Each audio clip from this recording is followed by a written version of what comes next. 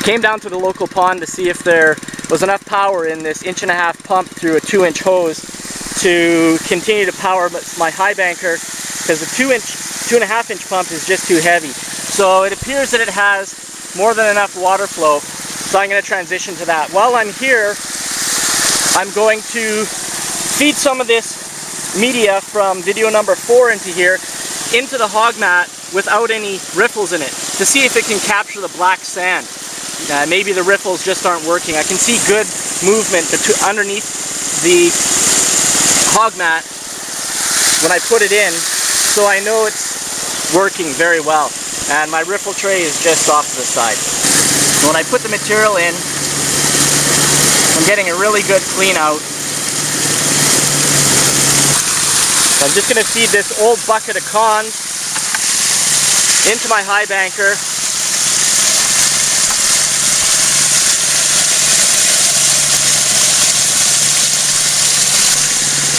And watch it clean out down the hog mat.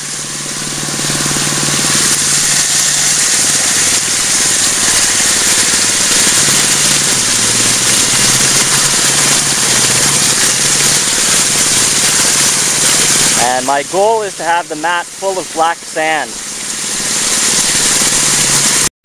Alright, I very quickly ran out of time, but the 1.5-inch pump is more than enough to power this thing. So that's really good for saving 20 pounds going down to the river. And here's the hog mat cons. I'm not sure how much black sand in there. There's quite a bit of blonde sand still.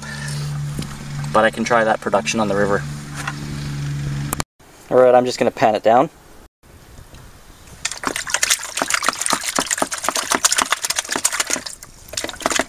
Here's the pan down sands. There's quite a bit of black sand, lots of purple garnet sand.